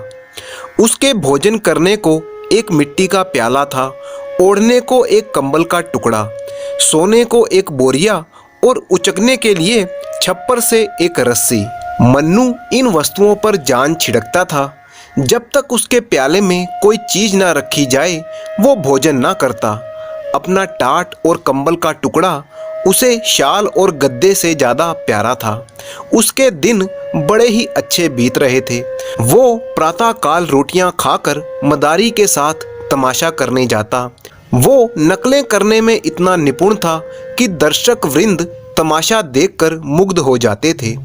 लकड़ी हाथ में लेकर वृद्धों की भांति चलता, आसन मारकर पूजा करता, तिलक मुद्रा लगाता और फिर पोथी बगल में दबाकर पाठ करने चलता। ढोल बजाकर गाने की नकल करने में इतना माहिर था कि दर्शक लोट-पोट हो जाते थे। तमाशा खत्म हो जाने पर वो सबको सलाम करता, लोगों के पैरों को पकड़कर उनसे पैसे वसूल करता। मन्नू का कटोरा पैसों से भर जाता। उसके उपरांत कोई मन्नू को एक अमरूद खिला देता, कोई उसके सामने मिठाई फेंक देता। मोहल्ले के लोगों के लिए मन्नू मनोरंजन की एक सामग्री था। जब वह घर पर रहता तो एक ना एक आदमी आकर उससे खेलता ही रहता। मन्नू को अगर चिढ़ थी तो वो कुत्तों से थी। उसके मारे उधर से कोई कुत्ता भी नहीं निकल पाता था। कोई आ जाता तो मन्नू उसे अवश्य ही 2-4 कनखेड़ियां और झापड़ लगा देता था। दिन को कभी कभी बुधिया धूप में लेट जाती तो मन्नू उसके सिर से जुएं निकालता और वो उसे गाना सुनाती। वह जहाँ कहीं भी जाती थी मन्नू उसके पीछे पीछे जाता था। माता और पुत्र में भी इससे अधिक प्रेम ना हो सकता था। एक दिन मन्नू के मन में आया कि चलकर कहीं फल खाना चाहिए। फल तो खाने को मिलते थे, पर वृक्ष पर चढ़कर डालियों पर उछलने में जो मजा था वो ऐसे नहीं था। उस दोपहर को जीवनदास तमाशा दिखाकर घर लौटा तो मन्नू वहां से चला गया। वैसे तो वो मोहल्ले में भी कई बार जाया करता था, इसीलिए किसी को संदेह ना हुआ कि वो कहाँ गया है। उधर मन्नू घूमता घुमाता उछलता कूदता एक बगीचे में जा पहुंचा। देखा तो फलों से पेड़ लदे हुए थे, मानो ये वृक्ष उसे अपनी ओर बुला रहे थे कि आओ और हमारे फल खाओ।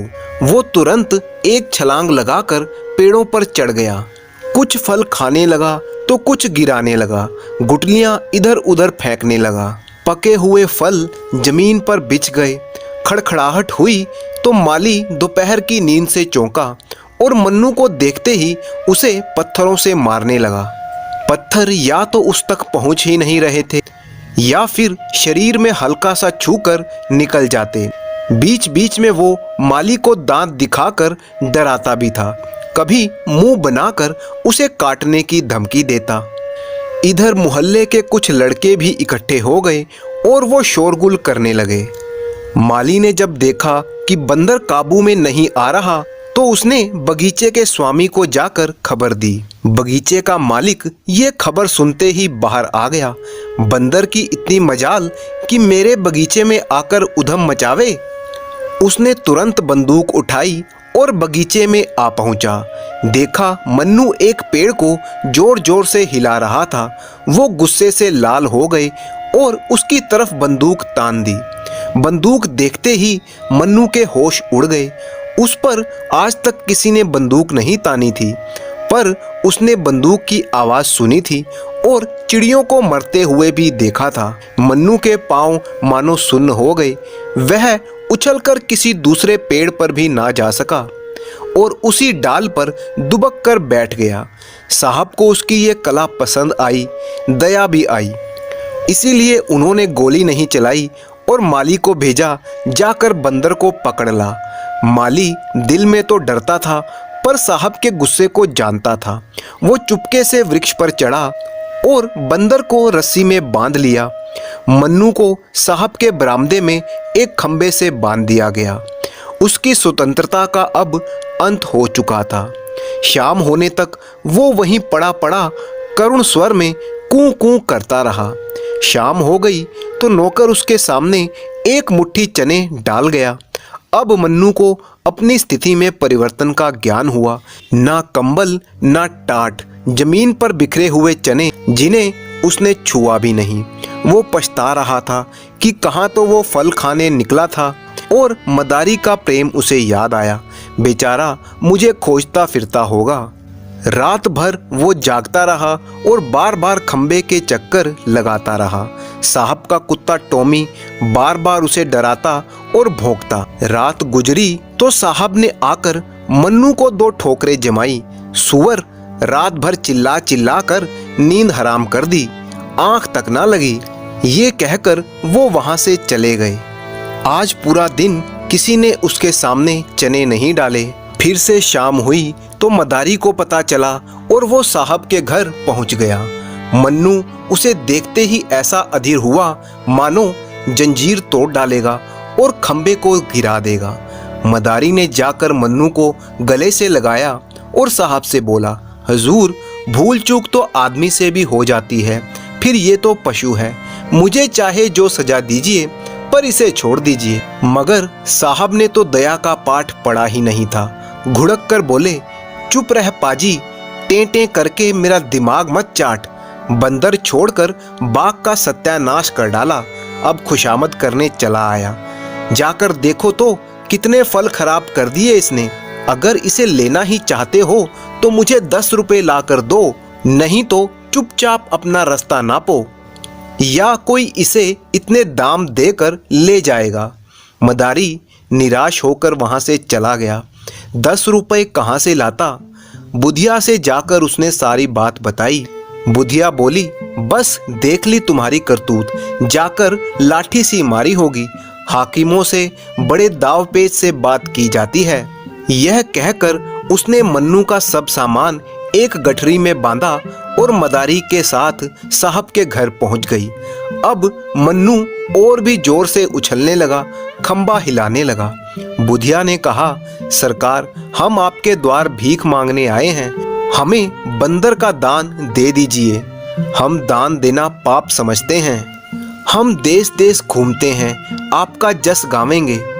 हमें जस की चाह नहीं है और परवाह भी नहीं है।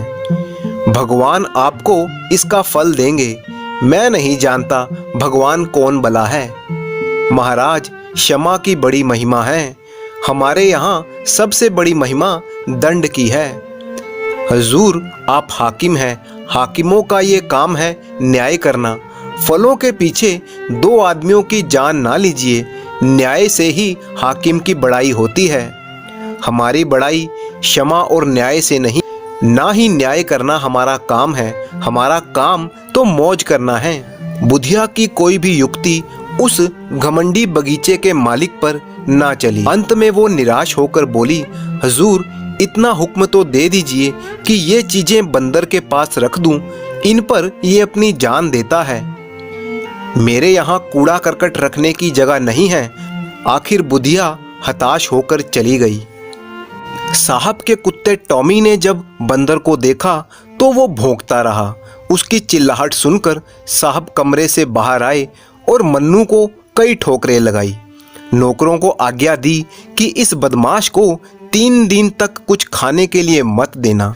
संयोग से उसी दिन एक सर्कस कंपनी का मैनेजर साहब से मिलने के लिए आया। उसने मन्नू को बंधे देखा। वो रोनी सूरत बनाए बैठा था। वो उसके पास गया और उसे पुचकारने लगा। मन्नू उछलकर उसकी टांगों से लिपट गया और उसे सलाम करने लगा। मैनेजर समझ गया कि ये पालतू जानवर है। उसे अपने सर्कस के तमाशे के लिए बंदर की जरूरत थी। उसने साहब से बात की और उसका उचित मूल्य देकर बंदर को अपने साथ ले गया। किंतु मन्नू को शीघ्र ही पता चल गया कि यहाँ से निकलकर भी वो और भी अधिक बुरा फंस गया है। मैनेजर ने उसे बंदरों के रखवाले को सौंप दिया। रखवाला बहुत ही निष्ठुर और क्रूर प्रकृति का प्राणी था। उसके अधीन और भी कई बंदर थे। सभी उसके हाथों कष्ट भोग रहे थे। सर्कस में मन्नू को कई और नए करतब सीखने पड़े। पैर गाड़ी पर चढ़ना, दौड़ते हुए घोड़े की पीठ पर चढ़ना, पतली रस्सी पर चलना और भी कई कष्टप्रद साधनाएं थीं। मन्नू को ये सब कौशल सीखने में बहुत मार खानी पड़ी। जरा भी चूकता तो पीठ पर डंडा पड़ जाता। उससे अधिक कष्ट की बात यह थी कि उसे दिन भर एक पिंजरे में बंद रखा जाता। मदारी के यहाँ भी तमाशा दिखाना पड़ता था, किंतु उस तमाशे में और इस तमाशे में बहुत अंतर था। कहाँ वो मदारी की मीठी मीठी बातें, उसका दुलार प्यार, और कहाँ ये कारावास और डंडों की मार। ये काम सीखने में उसे इसीलिए और भी देर लगती थी कि वो अभी तक जीवन दास के पास भाग जाने के विचार को भूला नहीं था। मन्नू रोज इसी ताक में रहता कि कैसे मौका पाऊं और यहाँ से निकल जाऊं, लेकिन जानवरों पर कड़ी निगाह रखी जाती थी। साहब की कैद से तो मन्नू जल्द ही छूट गया था, लेकिन इस कैद में उसे 3 महीने बीत गए। शरीर घुल गया, नित्य चिंता घेरे रहती थी, पर भागने का कोई उसको मौका नहीं मिल रहा था। संयोगवश एक दिन सर्कस के पंडाल में आग लग गई। सर्कस के नौकर चाकर सब भाग गए। पशुओं की तो किसी ने खबर ना ली। सर्कस में बड़े बड़े भयंकर जीव जंतु तमाशा करते थे। 2 शेर, कई चीते, एक हाथी, एक रीछ था। आग लगते ही किसी ने जानवरों के सारे पिंजरे खोल दिए और सब जानवर चिल्ला चिल्ला कर भागने लगे। मन्नू भी भाग खड़ा हुआ। पीछे फिर कर भी ना देखा कि पंडाल जल गया या बचा। मन्नू उछलते कूदते सीधा घर पहुंच गया जहां जीवनदास रहता था, लेकिन दरवाजा बंद था।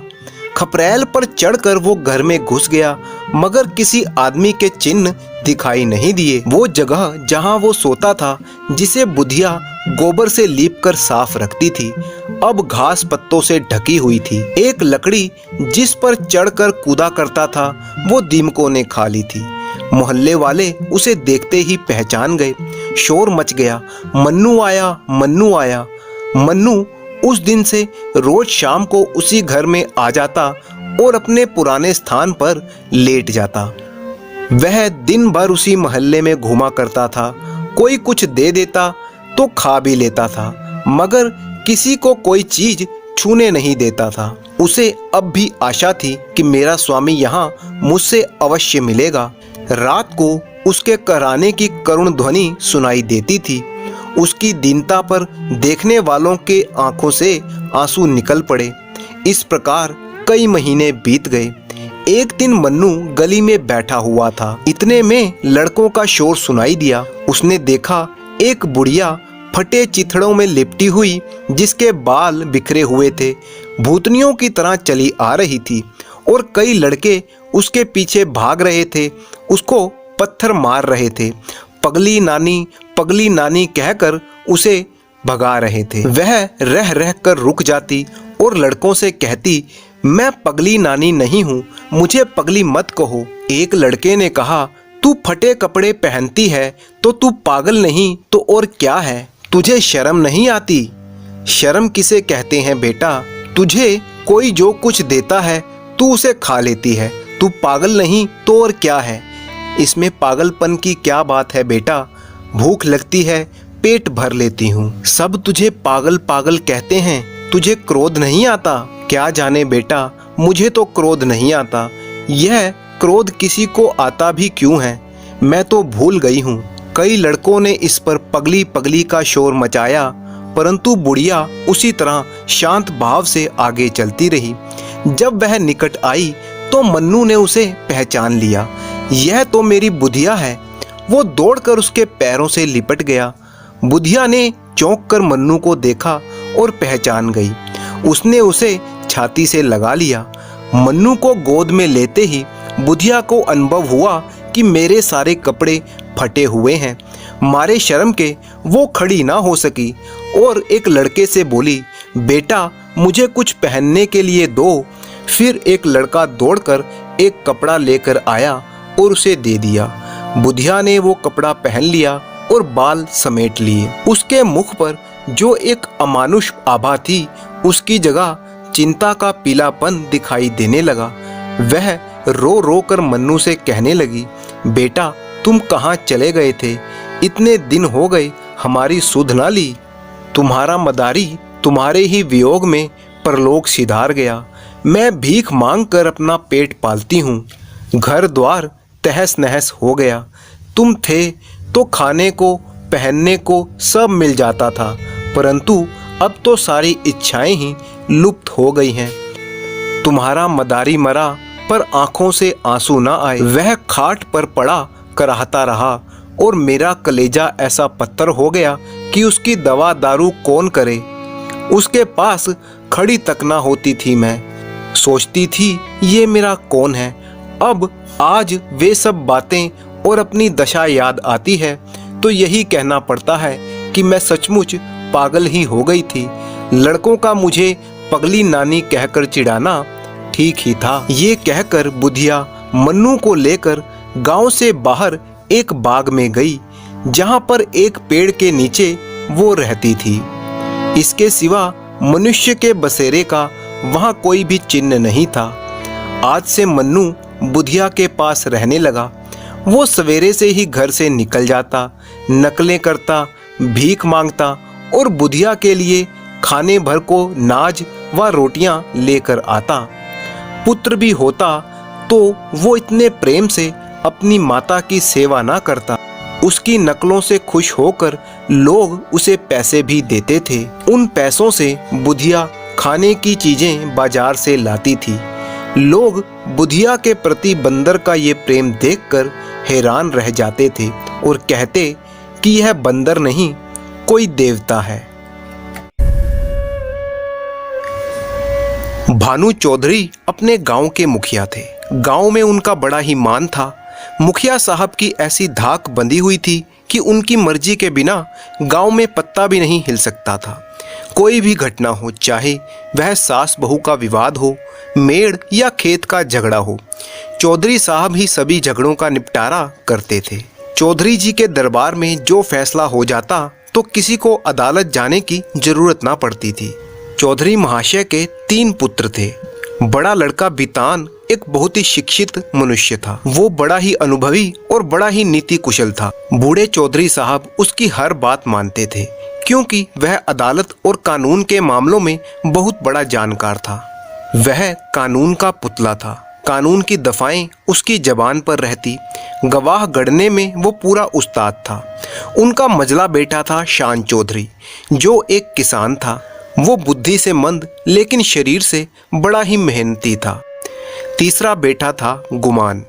वो बड़ा ही रसिक था लेकिन बहुत ही उदंड था। मछली पकड़ने का शौकीन बड़ा ही रंगीला जवान था वो, लेकिन था वो अपनी मर्जी का मालिक ही। किसी भी घुड़की, धमकी, शिक्षा और उपदेश का उस पर कोई भी असर नहीं होता। उसकी भाभियां अभी तक उसकी ओर से निराश ना हुई थी। वो उसे अभी तक कड़वी दवाइयां पिलाती रहती, पर वह आलस्य का मारा उस पर कोई भी असर ना होता था। ऐसा कोई ही विरला दिन जाता जब गुमान को उसकी भाभियों ने कोई कटु वाक्य ना कहे हो। ये वैशीले शब्द कभी कभी उसके कठोर हृदय पर चुभ भी जाते थे। किंतु यह घाव रात भर से अधिक न टिकते। भोर होते ही उसकी थकान और पीड़ा शांत हो जाती। सुबह उठते ही वो हाथ मुंह धोता, बंसी उठाई और तालाब की तरफ चल दिया। बूढ़े चौधरी ने कई पैंतरे बदल बदल कर उसको समझाने की कोशिश की, परंतु कोई लाभ ना हुआ। भाई लोग तीखी निगाह से उसको देखा करते, पर गुमान उन लोगों के बीच से इस तरह अकड़ता चला जाता जैसे कोई मस्त हाथी कुत्तों के बीच से निकल जाता हो। उसे सुमार्ग पर लाने के लिए क्या क्या उपाय नहीं किए गए। बाप उसे समझाता, बेटा ऐसी राह पर मत चलो जहाँ पर तुम्हारा और तुम्हारे परिवार का निर्वाह ना हो सके। भाइयों के भरोसे तक कब तक रहोगे? मैं तो पका आम हूँ, आज टपका या कल कुछ पता नहीं, फिर तुम्हारा निर्वाह कैसे होगा? भाई भी तुम्हें ना पूछेंगे। भाभीियों के रंग तो तुम देख ही रहे हो। तुम्हारे खुद के भी बाल बच्चे हैं, उनका भार कैसे संभालोगे? खेती में जी नहीं लगता तो कोई और काम कर लो। पर गुमान खड़ा खड़ा यह सब सुनता रहता। वो तो पत्थर का देवता था, कभी ना पसीजता। गुमान की इन सब हरकतों का दंड उसकी बेचारी पत्नी को भोगना पड़ता था। मेहनत के घर के जितने भी काम हो वो उसी के सिर पर थोपे जाते। चाहे उपले बनाना हो, कुएं से पानी लाना, आटा पीसना, सब काम वही करती। जेठानियां सीधे मुंह से बात ना करती थी, बस अपने वाक्यों के बाण से उसे छेदा करती। एक बार जब वह पति से कई दिन तक रूठी रही तो बांके गुमान कुछ नरम हुए और अपने पिताजी से जाकर बोले, मुझे कोई दुकान खुलवा दीजिए। चौधरी ने परमात्मा को धन्यवाद दिया और फूलाना समाया। कई सौ रुपए लगाकर कपड़े की एक दुकान खुलवा दी गई। गुमान के जैसे भाग्य जाग गए। अलग अलग तरह के कुर्ते और कई तरह के थान दुकान में लाकर रखे गए, परंतु यहाँ पर भी गुमान का आलस्य ही आड़े आया। सौदा बिके या ना बिके, उसे लाभ जरूर होता था। दुकान खुल तो गई थी, वहीं पर उसके 5-10 मित्र आ जमते और सारा दिन गपबाजी करते रहते। मित्रों के साथ गपबाजी और चाय नाश्ता, बस यही उसकी दुकान पर चल रहा था। इस तरह से 3 महीने चैन से कट गए। बांके गुमान ने खूब दिल खोलकर अपने अरमान निकाले, यहाँ तक कि सारी लागत भी चौपट हो गई। टाट के एक टुकड़े के सिवाय कुछ भी ना बचा। घर वालों को जब ये पता चला तो बूढ़े चौधरी को भी बहुत गुस्सा आया। भाभीियों ने घोर आंदोलन मचाया और कहा, इतनी बड़ी दुकान को इस निकट्टू ने भस्म कर दिया, अब हम कहाँ मुंह दिखाएं और कौन सा मुंह लेकर ये घर में पैर रखता है। किंतु बांके गुमान के तेवर जरा भी मैले ना हुए। वह मुंह लिए फिर घर आया और वही पुरानी चाल चलने लगा। बड़ा भाई बितान उसके ये ठाट बाट देखकर जल जाता था और सोचता था, सारा दिन मेहनत मैं करूं, पसीना मैं बहाऊं और सुख की जिंदगी जिए ये गुमान। खुद तो बस ये अपाहिज सारा दिन चारपाई तोड़ता है और बन ठन कर निकलता है। ऐसे वस्त्र तो शायद मुझे मेरे ब्याह पर भी ना मिले होंगे। मंझले भाई शान के मन में भी कुछ ऐसे ही विचार उठते थे। अंत में यह जलन उनसे सही ना गई और अग्नि भड़क उठी। एक दिन बड़े भाई बितान की पत्नी ने गुमान के सारे कपड़े उठाए और मिट्टी का तेल उड़ेल कर उन पर आग लगा दी। ज्वाला उठी, सारे कपड़े देखते ही देखते जलकर राख हो गए। गुमान बेचारा रोता ही रह गया। दोनों भाई खड़े खड़े तमाशा देखते रहे। बूढ़े चौधरी ने जब यह दृश्य देखा तो सिर पीट लिया। वह समझ गया कि यह द्वेष की अग्नि है, घर को जलाकर राख कर देगी। यह ज्वाला तो थोड़ी देर में शांत हो गई, परंतु हृदय की ज्वाला ज्यों की त्यों दहकती रही। अंत में एक दिन बूढ़े चौधरी ने घर के सभी सदस्यों को बुलाया और इस गूढ़ विषय पर अपने विचार रखने के लिए कहा कि कैसे बेड़ा पार होगा, और अपने बड़े बेटे बितान से बोला, बेटा तुमने आज देखा कि बात की बात में सैकड़ों रुपयों पर पानी फिर गया। इस तरह तो निर्वाह नहीं होगा। तुम समझदार हो, तुम ही कोई हल निकालो। परंतु बेटा बितान बिल्कुल चुप रहा। वह अभी इसका उत्तर सोच ही रहा था कि तभी उसकी पत्नी बोल उठी, दादाजी अब समझाने बुझाने से काम नहीं चलेगा। सहते सहते हमारा कलेजा फट गया है। बेटे की जितनी पीर बाप को होगी, भाइयों को भी उतनी होगी क्या? उसकी आधी भी नहीं हो सकती। मैं तो साफ कहती हूँ कि घर का बंटवारा कर दीजिए। भला क्या होगा, ज़्यादा से ज़्यादा दुनिया हम पर हंसेगी और क्या। अपनी पत्नी की बात सुनकर बितान ने भी उसकी हाँ में हाँ मिलाई और कहा, हाँ पिताजी, यही सही रहेगा। अब बारी थी मंद बुद्धि शान की, पर बेचारा वो तो किसान था, बैलों के पीछे आंखें बंद करके चलने वाला। ऐसे गूढ़ विषय पर वो मुंह कैसे खोलता, वो दुविधा में ही पड़ा था। तभी उसकी धर्मपत्नी अपनी जेठानी का अनुसरण करते हुए बोली, बड़ी बहन ने जो कहा है वो बिल्कुल सही कहा है, इसके अलावा कोई दूसरा उपाय नहीं है। कोई तो कलेजा तोड़ तोड़ कर कमाए मगर पैसे पैसे को तरसे, तन ढांकने को वस्त्र तक ना मिले और कोई सुख की नींद सोए। ऐसी अंधेर नगरी में अब हमारा निर्वाह ना होगा। शान चौधरी ने भी इस प्रस्ताव का पूरा अनुमोदन किया। अब बूढ़े चौधरी अपने बेटे गुमान से बोले, क्यों बेटा, तुम्हें भी यही मंजूर है? अभी कुछ बिगड़ा नहीं है, काम धंधा करोगे या अभी भी आंखें नहीं खुली? गुमान में धैर्य की कमी ना थी। बातों को इस कान से सुनकर उस कान से उड़ा देना जैसे उसका रोज का काम था। किंतु आज उसके भाइयों की इस जली कटी पर उसको बहुत ही क्रोध आ गया। वो बोला, भाइयों की जो इच्छा है वही मेरे मन में भी लगी हुई है। मैं भी इस जंजाल से भागना चाहता हूँ। मुझसे मजूरी ना हो गई। जिसके भाग्य में चक्की पीसना है वो पीसे। मेरे भाग्य में चैन करना लिखा है तो मैं क्यों अपना सिर ओखली में दूं? मुझे किसी की कोई परवाह नहीं है। आप लोग मेरे पीछे क्यों पड़े हैं? अपनी अपनी फिक्र कीजिए। इतना कहकर गुमान वहां से चला गया। अब फैसला हो चुका था कि घर का बंटवारा किया जाएगा। 2-3 दिन तक गुमान ने घर पर खाना नहीं खाया। वो बाहर ही रहता और चौपाल पर सोया रहता। अंत में बूढ़े चौधरी गए और उसे मनाकर घर ले आए। उसी गांव में एक फेरी लगाने वाला आदमी जिसका नाम था गुरदीन, जो सप्ताह में एक बार उस गांव में फेरी लगाया करता था। गुरदीन की टोकरी में तरह तरह की मिठाइयां होती थी। गांव के बच्चे तो जैसे बस उसी का इंतजार किया करते थे। गुरदीन की आवाज सुनते ही जैसे सारे गांव के बच्चे उसी की तरफ दौड़ पड़ते। वह गांव में हर मंगलवार को आया करता था। आज उसी के आने का दिन था और सभी बच्चे उसकी प्रतीक्षा कर रहे थे। गुरदीन एक बूढ़ा सा मैला कुचैला आदमी था, किंतु आसपास के गांव में उसका नाम किसी भी हनुमान मंत्र से कम ना था, क्योंकि उसकी आवाज़ सुनते ही बच्चों में जैसे जोश भर जाता था। जहां बच्चों के लिए उसके पास मिठाइयाँ थी, वहीं उनकी माताओं के लिए इससे भी ज़्यादा मीठी बातें थी। माएँ कितना भी मना करती रहें, बार बार पैसे ना रहने का बहाना करें, पर गुरदीन चटपट मिठाइयाँ बच्चों के दोनों हाथों में रख देता और स्नेहपूर्ण भाव से कहता, बहू जी, पैसों की चिंता ना करो, फिर मिलते रहेंगे, कहीं भागे थोड़ी ही जाते हैं। आज भी मंगल का ही दिन था। बच्चे बड़े बेचैनी से दरवाजे पर खड़े हुए गुरदीन की राह देख रहे थे। इतने में ही गुरदीन आता हुआ दिखाई दिया। लड़कों ने दौड़कर उसका दामन पकड़ा और आपस में खींचातानी होने लगी।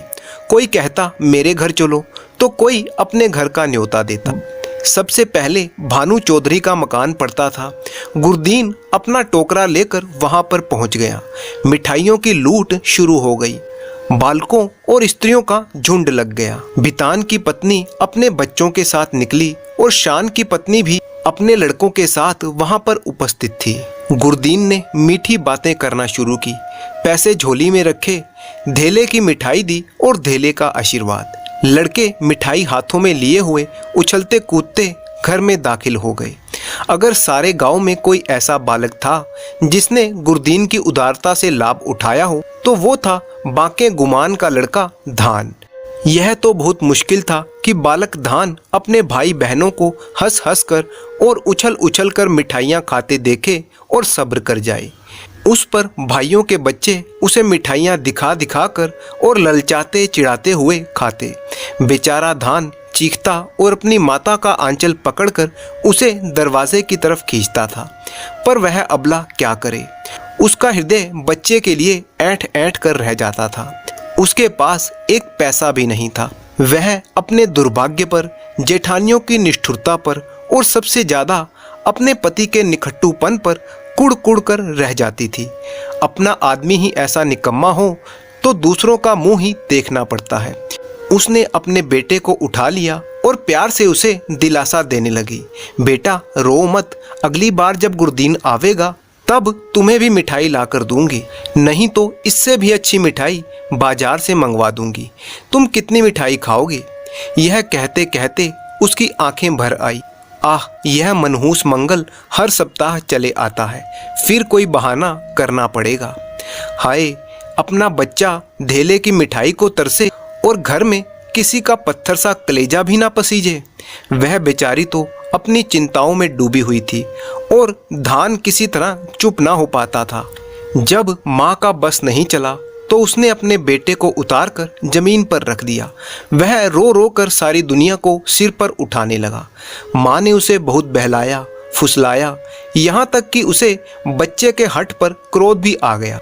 कहाँ तो वो बच्चे को प्यार से चिपटाती थी, परंतु इस बार ऐसा झल्लाई कि उसे 2-3 झापड़ जोर जोर से लगाकर और घुड़क कर बोली, चुप रह अभागे, तेरे ही मुंह मिठाई खाने का है क्या? अपने दिन को नहीं रोता, मिठाई खाने चला है। तेरे भाग्य में मिठाई खाना है ही नहीं। गुमान वहीं द्वार पर बैठा हुआ बड़े ध्यान से देख रहा था। वह अपने बच्चे को बहुत चाहता था। इस वक्त ये थप्पड़ बच्चे के मुंह पर नहीं बल्कि उसके हृदय पर तेज भाले के समान लगा था और चुभ गया था। शायद उसकी पत्नी का अभिप्राय भी यही था। जिस तरह पत्थर में आग छिपी रहती है, उसी तरह मनुष्य के हृदय में भी, चाहे वह कैसा भी क्रूर और कठोर क्यों ना हो, कोमल भाव छिपे रहते हैं। गुमान की आंखें भर आईं, आंसू उसके चेहरे पर लुढ़कने लगे। गुमान सचेत हो गया। उसने अपने बच्चे को गोद में उठा लिया और अपनी पत्नी को देखते हुए बड़े ही करुण स्वर में बोला, बच्चे पर इतना क्रोध क्यों करती हो? तुम्हारा दोषी मैं हूँ। मुझको जो दंड देना चाहो वो दो। परमात्मा ने चाहा तो कल से लोग इस घर में मेरा और मेरे बाल बच्चों का भी आदर करेंगे। तुमने आज सदा के लिए मुझे जगा दिया है। मेरे कानों में ये शंखनाद कर दिया कि मुझे कर्म के पथ पर ही चलना होगा। इस घटना से आलसी गुमान का हृदय ऐसा परिवर्तित हुआ कि वह अब आलसी गुमान ना रहकर एक मेहनती आदमी बन चुका था। अब वह गांव में मजदूरी करता, अपने खेतों में काम करता और इतना धन अर्जित कर लेता जिससे वो अपने परिवार का निर्वाह सुख से कर सके। गुमान में आए इस परिवर्तन से उसका पूरा परिवार भी खुश था। बूढ़े भानु चौधरी भी अपने बेटे में आए इस परिवर्तन को देखकर बहुत ही खुश थे।